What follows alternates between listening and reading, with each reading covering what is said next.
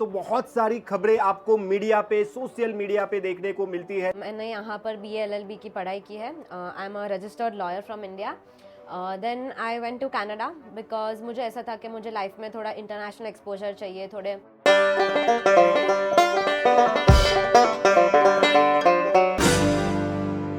तो वेलकम, नमस्कार, आदाब, सत श्री अकाल, God bless you to all of you on behalf of Kanan.co. At the outset, I Trudip Thakkar welcome you all for this amazing podcast series.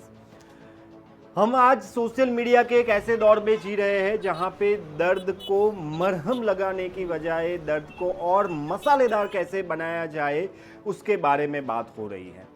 अगर आप Canada जाना चाहते हैं तो बहुत सारी खबरें आपको मीडिया पे, सोशल मीडिया पे देखने को मिलती है, लेकिन हम प्रयास कर रहे हैं ये टटोलने की कि आखिर सच क्या है। इससे पहले आपने पॉडकास्ट देखा होगा जिसमें एक स्टूडेंट है जो वहां पे पढ़ाई करके यहाँ पे आई हुई थी, उसका हमने पॉडकास्ट किया। उसके बाद आपने पॉडकास्ट देखा कि जो स्टूडेंट अभी कनाडा जाने वाले हैं उनका क्या सोचना है। और आज हम जो पॉडकास्ट करने जा रहे हैं वो बहुत ही खास है क्योंकि आज हमारे साथ है मिस राधिका साथ, जो कनाडा में पढ़ाई करके यहाँ पे आए हुए हैं। PR के भी बहुत ही नज़दीक है, तो हर एक पहलुओं के बारे में उन्होंने हर चीज़ को एक्सपीरियंस किया हुआ है। तो राधिका, बहुत बहुत स्वागत है आपका हमारे इस बेहद ही खास पॉडकास्ट में। तो सबसे पहले तो आप आपका इंट्रोडक्शन दे दीजिए ताकि व्यूअर्स को पता चले कि आप कौन हैं। तो thank you so much that you invited me over here. मेरा नाम है राधिका एंड मैंने यहाँ पर BA LLB की पढ़ाई की है। I am a registered lawyer from India. Then I went to Canada because मुझे ऐसा था कि मुझे लाइफ में थोड़ा इंटरनेशनल एक्सपोजर चाहिए, थोड़े उस तरीके एक्सपीरियंसेस लेने हैं। तो मैंने डिसाइड किया कि मैं वहाँ पर जाऊँगी। वहाँ पर जाके भी मैंने पोस्ट ग्रेजुएशन किया है लॉ में ही। उसके बाद जब मेरी पढ़ाई ख़त्म हो गई तो मैंने वहाँ पर एक जॉब भी ले ली थी एंड थोड़े टाइम बाद फिर वहाँ पर काम करके थोड़ा वर्क एक्सपीरियंस लेके आई केम बैक। ओके, तो सबसे पहला सवाल, why you choose Canada as your study destination? Firstly I chose Canada because as we all know कि वहाँ पर PR होना as compared to other countries थोड़ा इजी है, तो वो एक ऑप्शन तो था ही मेरे लिए। प्लस मेरा भाई भी वहाँ पर है, तो it made things all the more easier for me. तो ऑल इन ऑल मेरे लिए Canada was like the best option available, so that is why मैंने कनाडा चूज़ किया। प्लस वहाँ पर काफ़ी ज़्यादा लाइक जो कॉलेजेस हैं, जो यूनिवर्सिटीज़ हैं, वो वर्ल्ड रिनाउंड है एंड स्टैंडर्ड ऑफ एजुकेशन भी बहुत अच्छा है। तो that is why I chose के मुझे कनाडा जाना है। तो यहाँ से आपने ऑलरेडी लॉ की पढ़ाई की हुई थी, उसके बाद आप कनाडा जाके लॉ की पढ़ाई वापस से करने वाले थे। अब यहाँ के रूल्स रेगुलेशन सब कुछ अलग होंगे, वहाँ के रूल्स रेगुलेशन सब कुछ अलग होंगे, तो आपको कोई दिक्कत नहीं आई ये डिसाइड करने में? बेसिकली जैसे हम एक कॉमनवेल्थ नेशन है, India is a Commonwealth nation, we were ruled by the Britishers and so was Canada. Okay, so even Canada is a Commonwealth nation and जो भी अगर आप कभी भी लाइक जाके मतलब थोड़ा रिसर्च करेंगे, आप देखेंगे तो जो भी जितने भी कॉमनवेल्थ नेशंस हैं ना, वहाँ पे सारे जो लॉज है वो कहीं ना कहीं थोड़े बहुत सिमिलर है। रीज़न बीइंग कि हम सबके लॉज जो हैं वो ब्रिटिश लॉज से डिराइव हुए हैं, ठीक है। तो इसलिए काफ़ी ज़्यादा सिमिलैरिटीज़ आपको देखने मिलेगी। प्लस सेकेंडली लॉ एक ऐसी चीज़ है कि हमें वो याद नहीं रखनी है। कोई फॉर्मूला नहीं है या कोई एक्सपेरिमेंट नहीं है। लॉ एक ऐसी चीज़ है जिसे हमें इंटरप्रेट करना है। इंटरप्रिटेशन ऑफ लॉ मोर और लेस सब जगहों पे सेम ही होता है। तो लॉ चाहे जितने भी बदल जाए, आप अगर आपको इंटरप्रेट करना आता है लॉ को, तो आपको कोई प्रॉब्लम नहीं होगी। सो इन दैट सेंस काफ़ी ज़्यादा सिमिलैरिटीज़ भी थी और इतना कुछ मुश्किल नहीं है। तो यहाँ पे जैसे IPC वगैरह होती है वैसे सेम IPC वहाँ पे कनाडा में मिल जाती है? सेम IPC नहीं होता है, ऑफ कोर्स सेम नहीं होगा, बट इट्स क्वाइट सिमिलर। जैसे काफ़ी सारे जो कॉन्ट्रैक्ट्स के लॉज हैं जो इंडिया में हैं, वो ही सिमिलर मैनर में वहाँ पर भी हैं।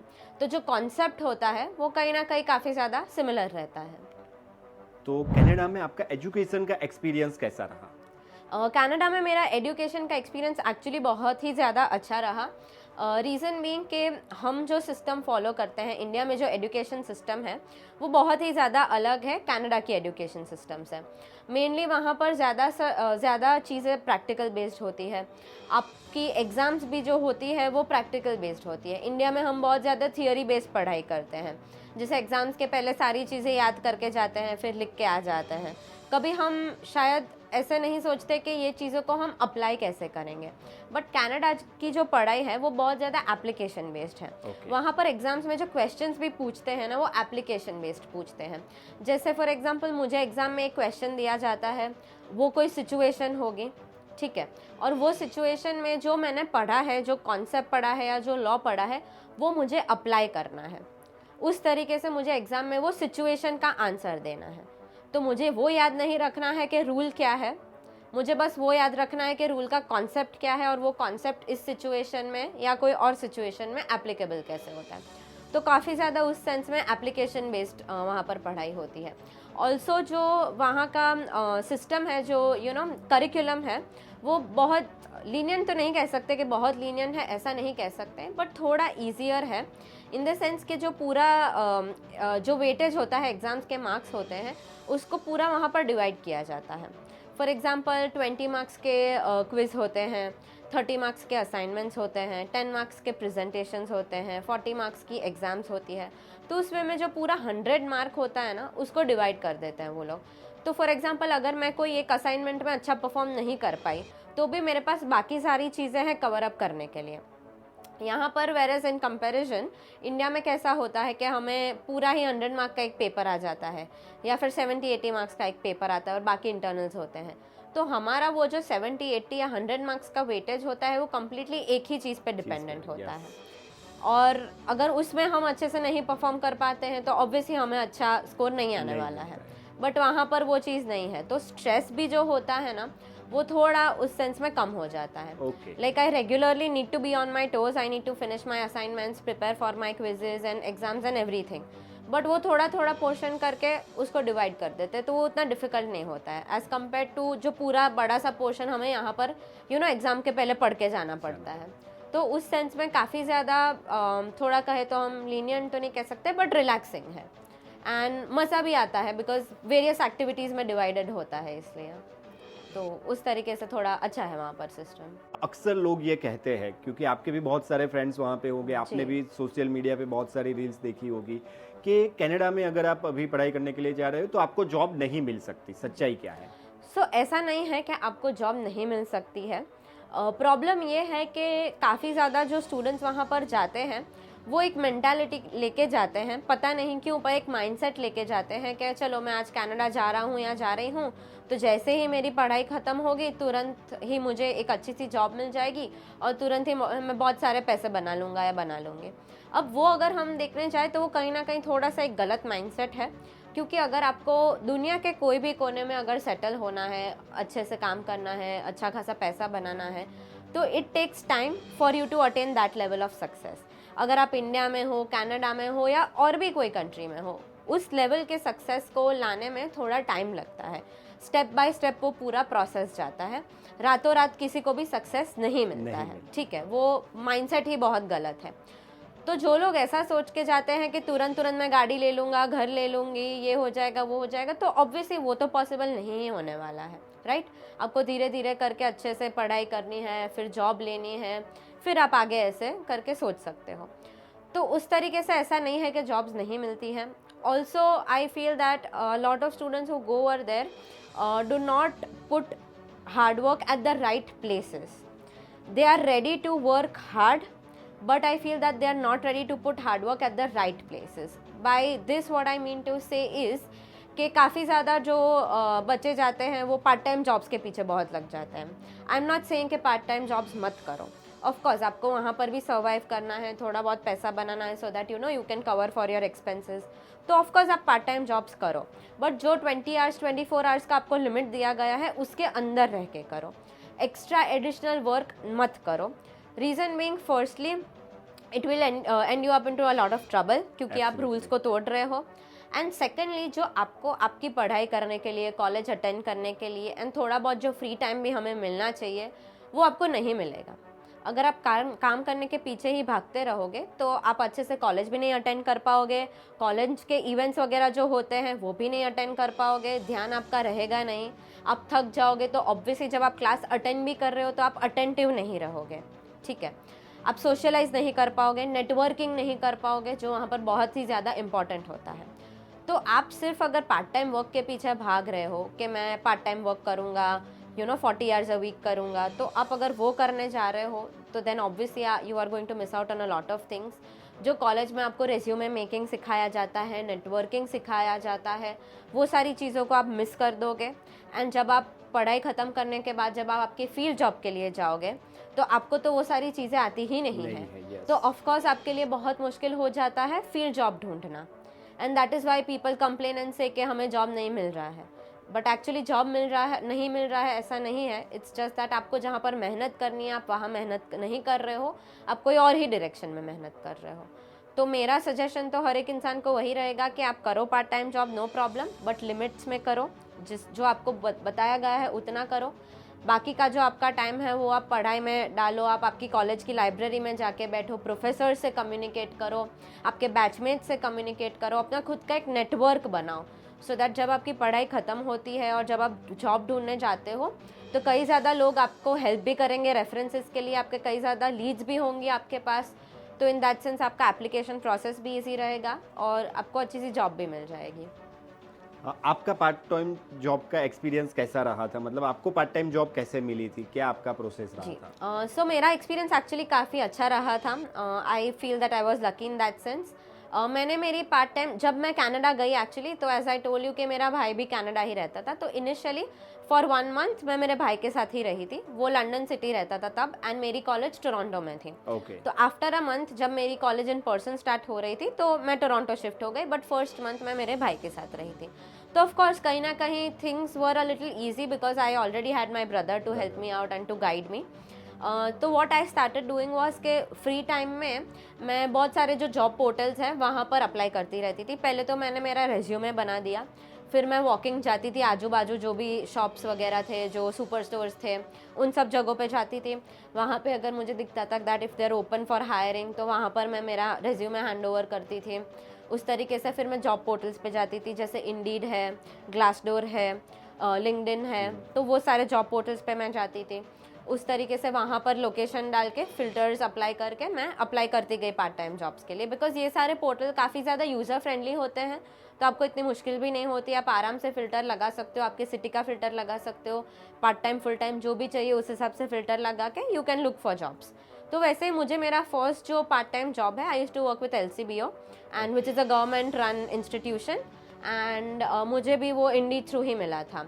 तो I just applied Indeed through and मुझे सिलेक्ट कर दिया गया था। फिर मेरा इंटरव्यू ही हुआ था, इंटरव्यू भी मेरा ऑनलाइन इंटरव्यू हुआ था एंड आई गॉट सिलेक्टेड। तो फिर जैसे ही मैं वो job position was for Toronto because of course मुझे वहाँ पर शिफ्ट होना था, इसलिए मैं वहाँ पर ही ढूंढ रही थी। तो जैसे ही मैं टोरंटो गई, विद इन अ वीक मेरा जो भी बाकी का जो प्रोसेस था वो हो गया, मेरी ट्रेनिंग स्टार्ट हो गई एंड उसके बाद आई स्टार्टेड वर्किंग। तो उस तरीके से मुझे भी ऑनलाइन इंडीड जो जॉब पोर्टल है उसके थ्रू ही मिला था। एंड ये सारे पोर्टल्स काफ़ी ज़्यादा हेल्पफुल भी होते हैं। कॉन्स्टेंटली जो भी एम्प्लॉयर्स होते हैं वो उस पर डालते रहते हैं जितनी भी जॉब ओपनिंग्स होती हैं, तो उसके थ्रू भी आप देख सकते हो। अगर आपके कोई दोस्त वगैरह हैं, कोई रिलेटिव्स वहाँ पर कनाडा में हैं जो कोई जगह पे वर्क कर रहे हैं, तो आप उनसे भी रेफरेंसेस ले सकते हो, बिकॉज रेफरेंसेस बहुत ज़्यादा इंपॉर्टेंट होते हैं वहाँ पर। फॉर एग्जाम्पल लेट्स से अगर आप वहाँ पर जाते हो और आपका कोई दोस्त वॉलमार्ट में काम कर रहा है, आपको भी वॉलमार्ट में अगर पार्ट टाइम जॉब करना है, तो आप आपके दोस्त को अप्रोच कर सकते हो कि वो आपको रेफरेंस दे दें। तो जब आप वॉलमार्ट के वेबसाइट पे जाओगे, वहाँ पर एक करियर्स का पेज होता है और वही पेज के थ्रू सारे एप्लीकेशंस जाते हैं। सो कनाडा में बेसिकली सारे एप्लीकेशंस जो होते हैं मेजरली ऑनलाइन उनके जो वेबसाइट्स होते हैं उसके करियर्स पेज थ्रू जाते हैं। जॉब पोस्टिंग्स ऑलरेडी वहाँ पर दी गई होती है, तो आपको बस वहाँ पर जाके पूरा एप्लीकेशन डालना होता है। तो ऐसे ही अगर आपके कोई फ्रेंड्स रिलेटिव्स हैं तो आप उनसे रिक्वेस्ट कर सकते हो कि वो आपको रेफरेंस दे दें, तो वो भी चीज़ काफ़ी ज़्यादा हेल्पफुल हो जाती है। तो ऐसे करके आपको जॉब ढूंढते रहना है। शायद आप 20-25 जगहों पे अप्लाई करोगे तो 5-6 जगहों से रिवर्ट बैक आएगा और 2-3 जगहों से आपको इंटरव्यू आएगा और फिर आपको फाइनली एक जॉब मिलेगी। तो of course finding a job is also a full time job.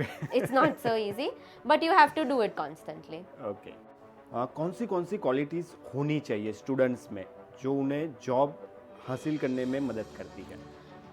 Firstly तो कम्युनिकेशन स्किल्स होने चाहिए, बिकॉज मेजरली आप कोई भी जॉब अगर वहाँ पर कर रहे हो तो उसमें ज़्यादातर आपका कम्युनिकेशन होता है.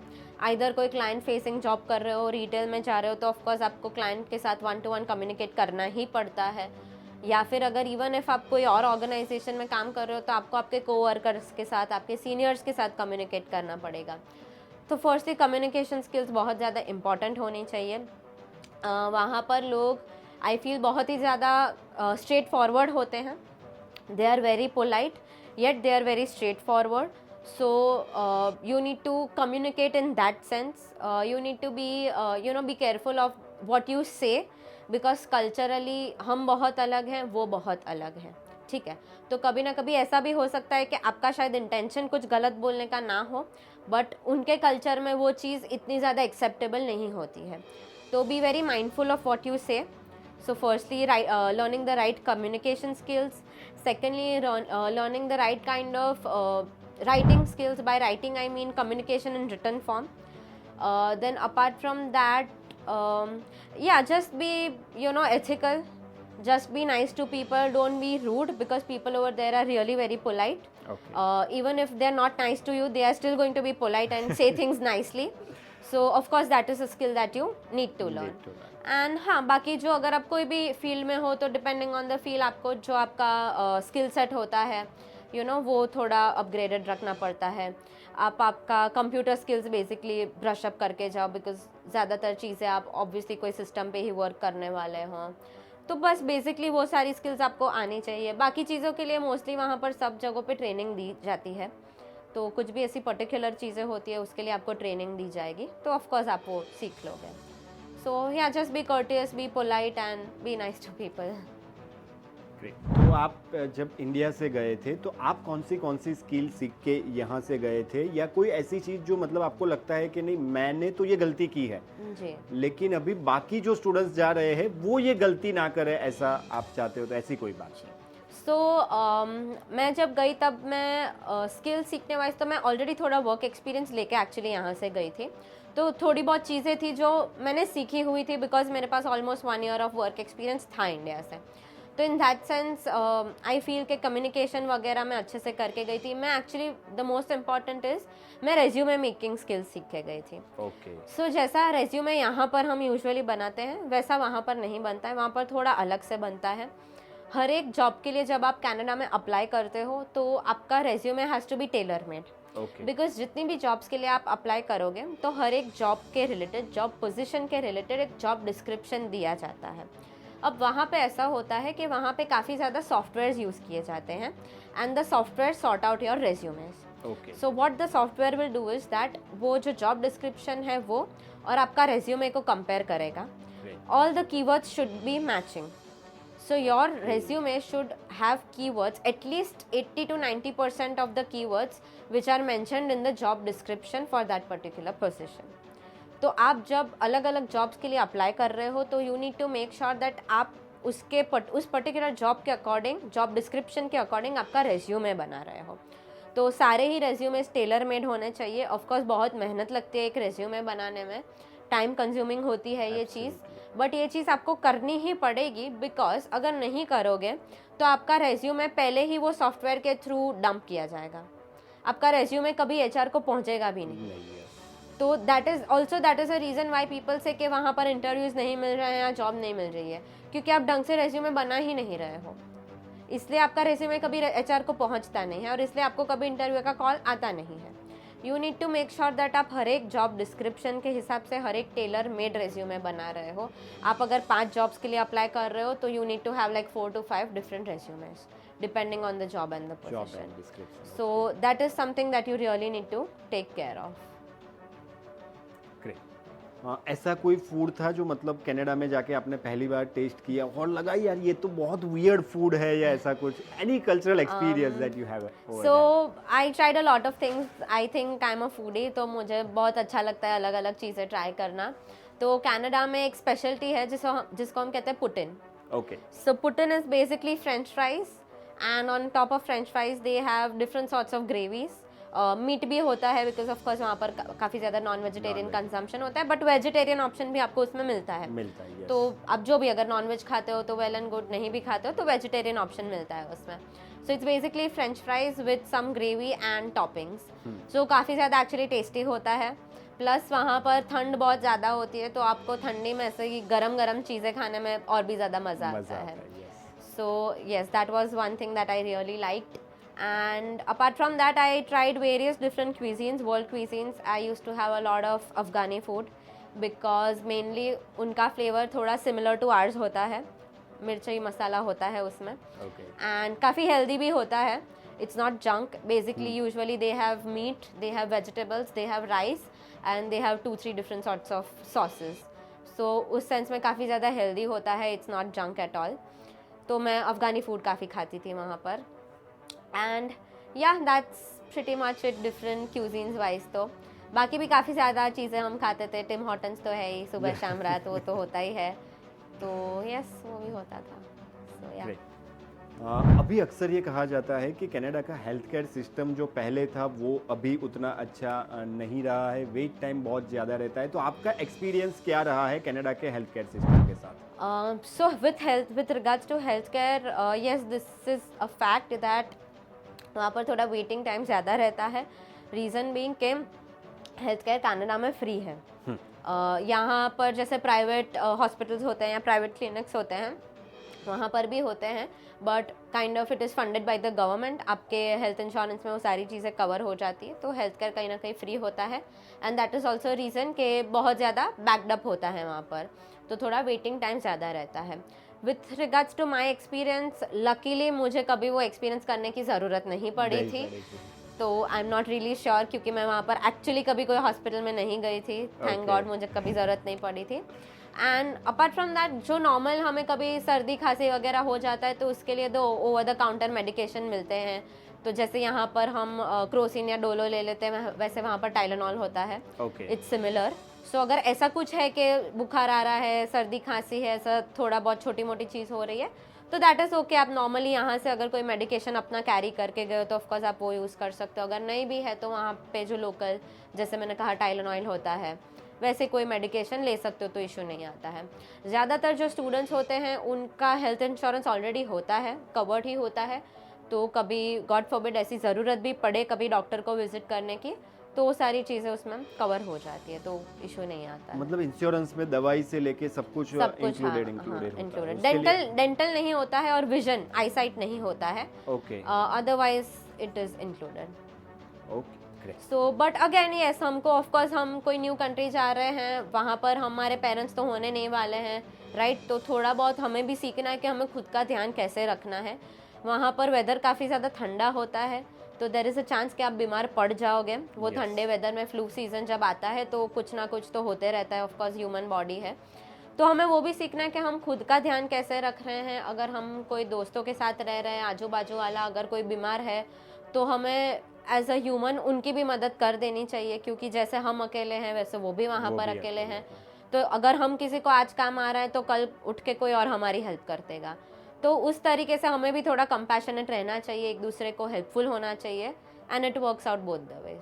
So that is also a learning point in life कि हमें खुद का ही नहीं बट हमारे साथ भी कोई अगर है हमारा कंपेनियन, तो उनका भी ध्यान रखना है. अगर हम बात करते हैं कि ड्यूरिंग द स्टडी हमें कोऑप के लिए ज़रूरत पड़ती है, उसके बाद हमें फील्ड जॉब लेनी होती है, तो ये प्रोसेस क्या होता है, किस तरीके से होता है, और आपका एक्सपीरियंस इस सारी चीज़ों में क्या रहा? सो कोऑप बेसिकली इंटर्नशिप जैसे ही होता है, जैसे यहाँ पर हम इंडिया में इंटर्नशिप्स करते हैं, पर वैसे वहाँ पर उसे कोऑप कहा जाता है. सो बहुत सारे प्रोग्राम्स में कोऑप कंपलसरी होता है. कितने टाइम का कोऑप होता है वो उनके कोर्स स्ट्रक्चर में ऑलरेडी मेंशन होता है, नंबर ऑफ आवर्स या नंबर ऑफ डेज जो भी होता है वो. तो वो एक्चुअली बहुत ही अच्छी चीज़ है. रीज़न बीइंग के यूजुअली कोऑप कैसा होता है ना कि आपके पढ़ाई के लास्ट सेमेस्टर में होता है. तो जैसे ही आपका कोऑप खत्म होता है तो उसके बाद प्रैक्टिकली आपकी पढ़ाई खत्म हो चुकी है.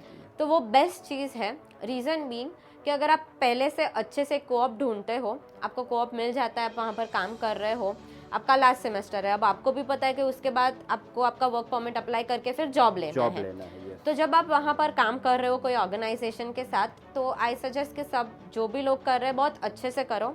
अच्छे से मेहनत करके करो, डोंट टेक इट लाइटली, क्योंकि अगर आप अच्छे से करोगे आपका वहाँ पर रैपो बिल्डिंग अच्छे से हो जाएगा आपके सीनियर्स के साथ, मैनेजर्स के साथ, तो देयर इज़ अ चांस कि वो लोग आपको एक्चुअली फील्ड जॉब के लिए कंसिडर करेंगे। क्योंकि आप ऑलरेडी उस ऑर्गेनाइजेशन के साथ फेमिलियर हो, ठीक है, आपको ऑलरेडी थोड़ा बहुत काम पता है क्योंकि आपने वहाँ पर इंटर्नशिप की है, तो प्रैक्टिकली उनका जो ट्रेनिंग कॉस्ट होता है ना वो बहुत कम हो जाता है, बिकॉज आपने ऑलरेडी ये सारी चीज़ें सीख ली है, तो उनको आपको वापस से सिखाने की ज़रूरत नहीं पड़ेगी। आप वहाँ पर जो काम कर रहे हैं, आपके कोवर्कर्स हैं, बाकी के लोग हैं, उनके साथ आप ऑलरेडी फेमिलियर हो, तो वो भी दिक्कत नहीं आने वाली है। तो देयर इज़ अ चांस कि वो लोग एक्चुअली आपको फुल एंड फाइनल जो आपकी फील्ड जॉब है फुल टाइम उसके लिए कंसिडर करेंगे। तो वो प्लीज़ आई सजेस्ट कि सभी स्टूडेंट्स जो भी जा रहे हैं वो प्रॉपरली करें। इनफैक्ट मैं खुद जब गई थी तो मेरा भी इंटर्नशिप जो वर्क प्लेसमेंट हम कहते हैं वो था, लास्ट सेमेस्टर में था।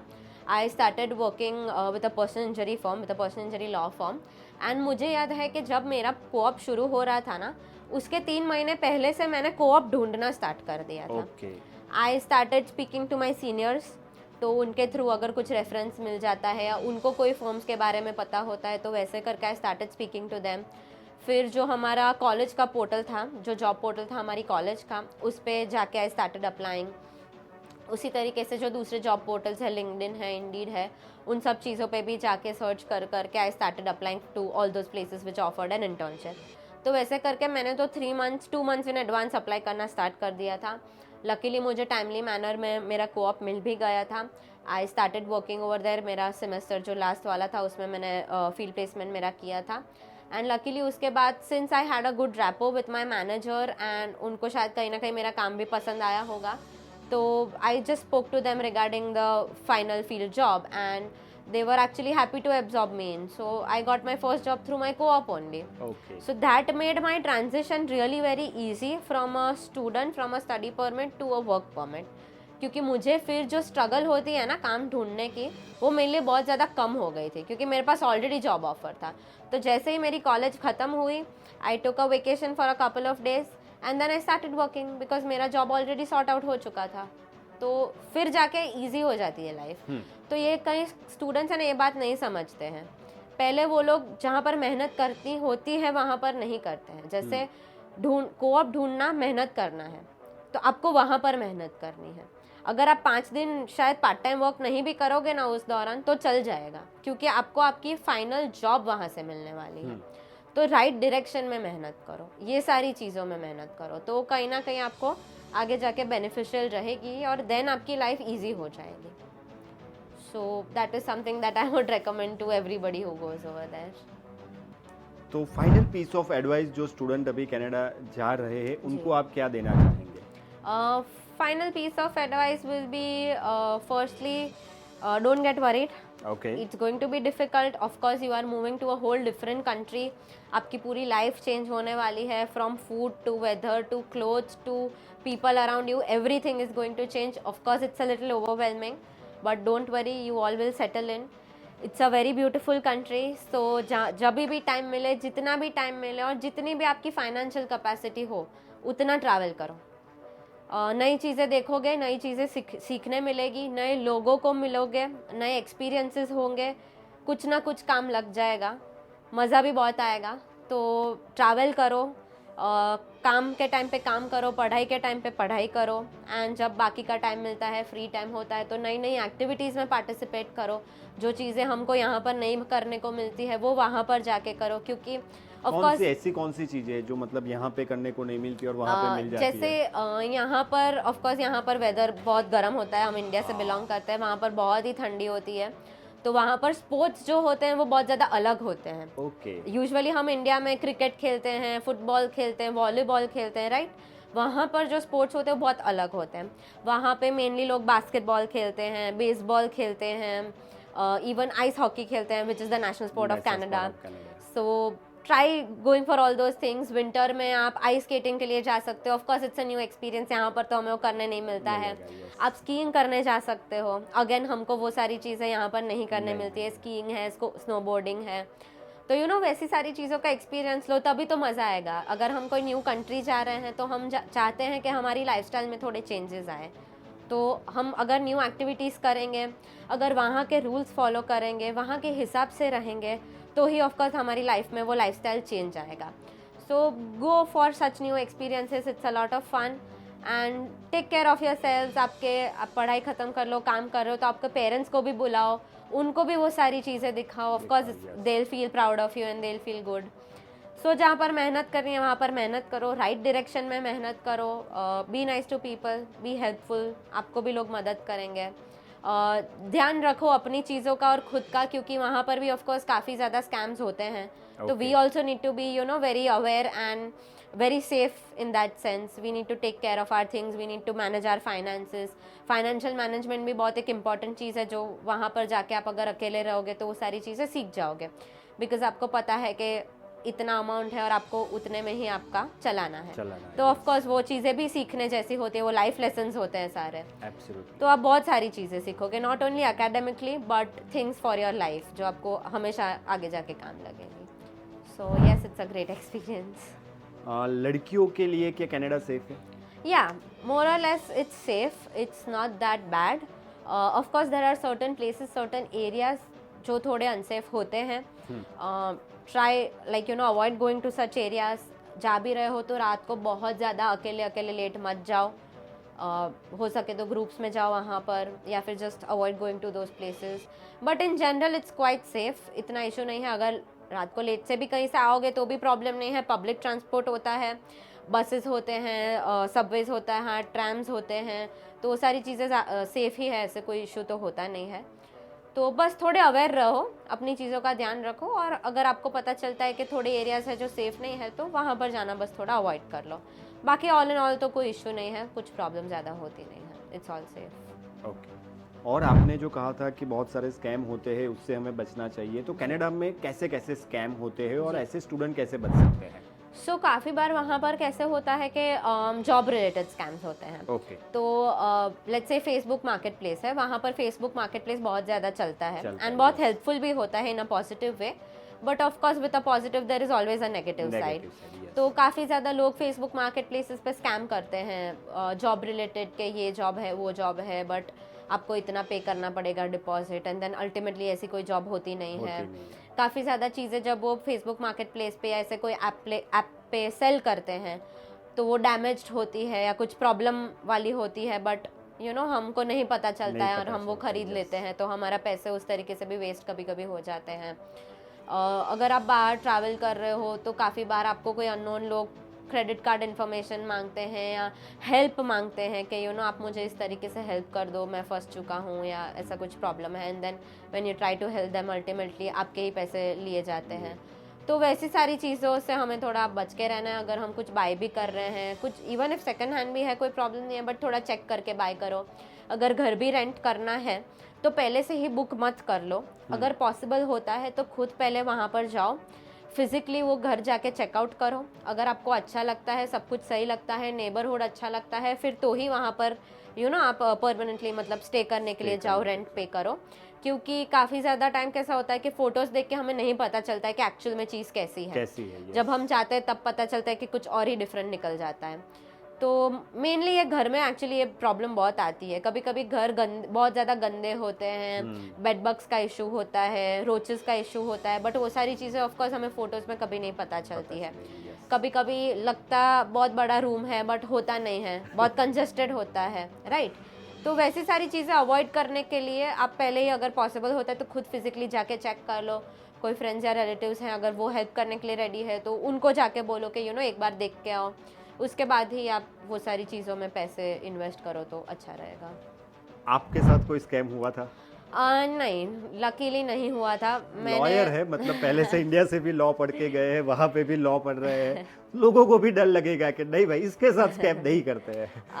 नहीं, नहीं, आपके कोई दोस्तों के साथ कोई ऐसा स्कैम हुआ? एक्चुअली मेरी एक फ्रेंड के साथ हुआ था ऐसे ही. When she was travelling via Uber, somebody just came up to her and told her that my card is not working, can you please pay this much, I will interact you that money, and then she paid, and then basically उसका काफ़ी ज़्यादा पैसा चला गया था उसके account में से. तो पता नहीं how do these people operate, पर ऐसी सारी चीज़ें होती हैं. तो try to avoid doing those things. तो बेटर है, ठीक है, नहीं अवॉइड कर लो, वही अच्छा रहेगा. बाकी मेरे साथ तो पर्सनली ऐसा कुछ ज़्यादा कोई स्कैम नहीं हुआ है। घर में भी आई मेड श्योर कि मैं खुद जाके देखूं पहले घर, तो उसके बाद ही हमने जितने भी घर मूव किए थे वो सारे घर पहले हमने खुद ने जाके देख लिए थे एंड उसके बाद ही हम वहाँ पर मूव हुए थे। तो उसमें मैं कोई मेजरली कुछ ज़्यादा ऐसा मेजर स्कैम्स नहीं हुए थे मेरे साथ।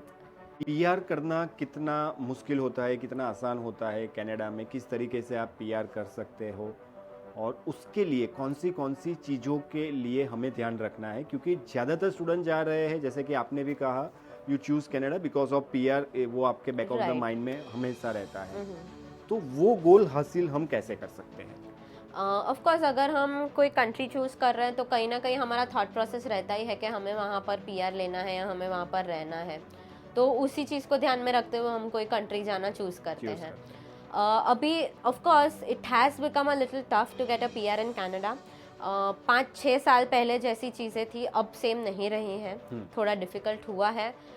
बट अगेन हमें ये बात को ध्यान में रखना है, ये बात समझनी है कि आज के दिन में भी till today's date Canada is one of those countries जो as compared to other countries easily PR देती है। तो अगर वो लोग पीआर दे रहे हैं तो ऑफ कोर्स लोगों को पीआर मिल रहा है, तो आपको भी मिलने ही वाला है। तो आपको वो चीज़ ध्यान में रखनी है, आपको एक नेगेटिव माइंडसेट लेके नहीं जाना है या नेगेटिव माइंडसेट लेके वो कंट्री को चूज़ नहीं करना है कि मेरा पीआर नहीं होगा।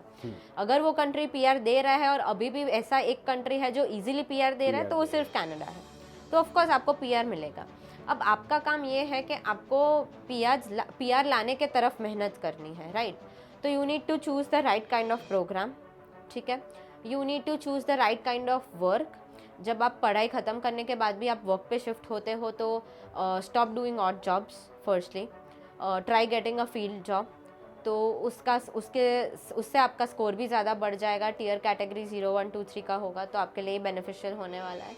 तो उस सारी चीज़ों के तरफ हार्डवर्क करो एंड इवेंचुअली फिर पीआर तो मिल ही जाएगा। काफ़ी ज़्यादा पाथवेज भी होते हैं पीआर लेने के, तो जब आप वर्क परमिट पे शिफ्ट हो जाते हो तो आप थोड़ा अलर्ट रहो, पहले से ही चेक कर लो कि आप कौन से पाथवे के लिए एलिजिबल हो रहे हो। अगर कोई ऐसा पाथवे है जहाँ पर आपको जाना है और आप एलिजिबल नहीं हो रहे हो तो अकॉर्डिंगली आप आपकी जॉब भी शिफ्ट कर सकते हो सो दैट उसके लिए आप एलिजिबल हो जाओ। अगर आपको लगता है कि आपको एक प्रोविंस छोड़ के दूसरे प्रोविंस जाने की ज़रूरत है तो वो भी आप कर सकते हो, but do all of those things well in advance so that ultimately जब आपको पीआर लेने की बारी आए तो आपको प्रॉब्लम ना हो और चीज़ें आपके लिए थोड़ी आसान हो जाए। आखिरी सवाल है, कनाडा की ऐसी कौन सी 5 चीज़ें हैं जो आज आप अभी मिस कर रहे हो? Canadian summers, okay, they are beautiful, they are really amazing, it is too good, like super, बहुत ही Okay. मज़ा आता है वहाँ पर समर टाइम में। क्या होता क्या है समर टाइम में? क्योंकि मैंने पता चला मुझे कि प्रोफेसर भी छुट्टी पे चले जाते हैं कि नहीं अभी पढ़ाना नहीं है हमें। हाँ, so summer time it's amazing over there. वहाँ पर ज़्यादातर ठंड होती है, ओके, तो most of the time during the year it's cold, especially for people like us, क्योंकि हम इंडिया से जा रहे हैं, हम बहुत ज़्यादा गर्मी में से जा रहे हैं। yes. तो हमें तो थोड़ा सा भी अगर टेम्परेचर चेंज होता है तो हमें ठंडी लगने वाली है, क्योंकि हमारा बॉडी यूज्ड टू है इस टेम्परेचर से। तो starting from September October it starts getting cold, it starts snowing in December, sometimes November में भी एक आध बार स्नोफॉल हो जाता है and it snows till April. Sometimes May में भी स्नोफॉल हो जाता है, यूजुअली नहीं होता है बट कभी कभी एक आध बारी हो जाता है। तो अप्रैल तक तो प्रॉपर ठंड रहती है वहाँ पे। So beginning from September till April, so for good 6 months 7 months it is cold over there. सितंबर में वहाँ के लोगों को शायद इतनी ठंड नहीं लगती होगी बट हमें लगती है, ठीक है? तो हमको लगने ही वाली है ठंडी। So till April it's cold, from May it starts getting better, spring season आ जाता है। मई में चेरी ब्लॉसम टाइम होता है, तो वहाँ पर काफ़ी ज़्यादा पार्क्स है, वहाँ पर चेरी ब्लॉसम बहुत सारे ट्रीज़ होते हैं, तो आप वो सारी चीज़ें देखने जा सकते हो, इट्स वेरी ब्यूटीफुल। उसके बाद फिर जून से थोड़ा समर स्टार्ट होने लगता है, जुलाई से प्रॉपर समर स्टार्ट हो जाता है when it's actually hot over there. July August are 2 great months, the weather is beautiful and people mostly want to enjoy outdoors because ठंड में ऑफ कोर्स आप इतना ज़्यादा आउटडोर्स नहीं रह सकते हो वहाँ पे। सो समर टाइम में लोगों को वो सारी चीज़ें एंजॉय करनी होती है। तो मेजरली वहाँ पर कल्चर ही ऐसा है, सिस्टम ही ऐसी है कि लोग काम करते हैं and then summer time 2 months 3 months people just enjoy themselves. So summer is something that I miss over there because it's beautiful.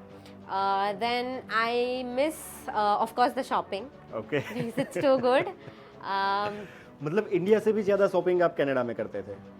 ज़्यादा तो नहीं बोल सकती बट मज़ा बहुत आता था बिकॉज वहाँ पर कैसा होता है कि बहुत सारी लाइक ऑफ कोर्स हम यंग लोगों को नई नई चीज़ें लेने का शौक़ रहता है.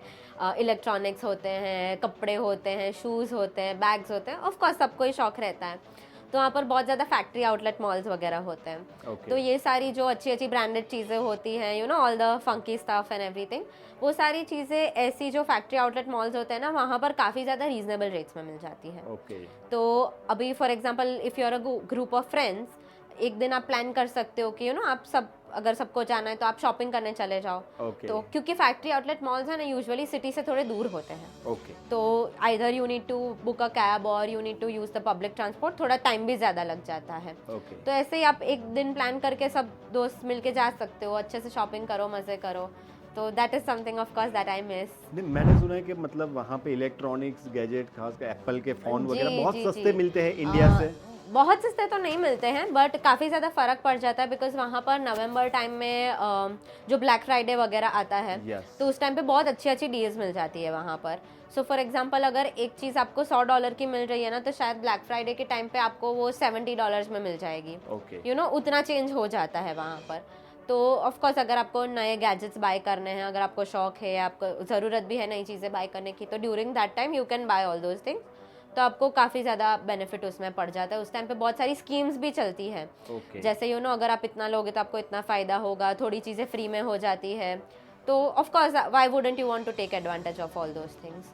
तो स्टूडेंट्स को स्टूडेंट डिस्काउंट भी मिलता है. इनफैक्ट अगर आप एप्पल प्रोडक्ट्स बाय करते हो तो आपको स्पेशल स्टूडेंट डिस्काउंट्स भी मिलता है अगर आप आपका कॉलेज का ID कार्ड या कुछ डॉक्यूमेंट शो करते हो. तो ये सारी चीज़ों का तो ऑफकोर्स हमें बेनिफिट लेना ही चाहिए, व्हाई नॉट.